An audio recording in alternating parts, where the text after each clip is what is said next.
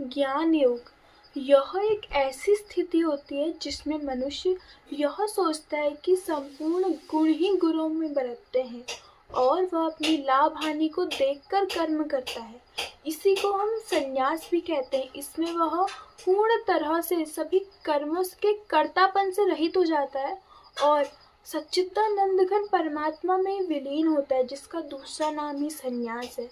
वहीं दूसरी ओर कर्मयोग वह स्थिति होती है जिसमें मनुष्य अपने फल अर्थात कर्मों के फल और आसक्ति को त्याग देता है और समत्व भाव से भगवद आज्ञा अनुसार कर्म करता है। अर्थात जो ईश्वर हमें कर्म करने को आदेश देता है वही करता है और उसके फल की आसक्ति नहीं करता।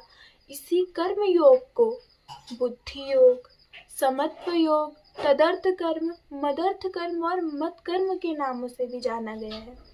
राधे राधे, जय श्री कृष्णा। आप सभी का ज्ञान की दुनिया द वर्ल्ड ऑफ नॉलेज में स्वागत है।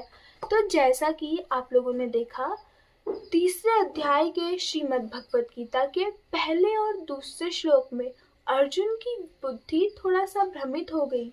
उन्हें यह संशय होने लगा कि मैं कर्मयोग को चुनूं, ज्ञान योग को चुनूं। उन्हें ज्ञान योग का मार्ग सही लगा। उन्हें लगा ज्ञान योग आसान है, कर्म योग मुश्किल है। तो इसी प्रकार वो भगवान श्री कृष्ण से प्रश्न करते हैं, उनसे कहते हैं, उनसे अनुरोध करते हैं कि हे प्रभु, मुझे एक ऐसा उपाय बताइए जिससे मैं चुन सकूं और परमात्मा में स्थिर हो सकूं। तो भगवान श्री कृष्ण कहते हैं कि लोकेस्मिन् द्विविधा निष्ठा पुरा प्रोक्ता मया नघ ज्ञान योगेन सांख्यानां कर्म योगेन योगिनाम। अर्थात भगवान श्री कृष्ण कहते हैं कि हे निष्पाप अर्जुन, इस संसार में दो सत्य शोध की धाराएं मेरे द्वारा कही गई है।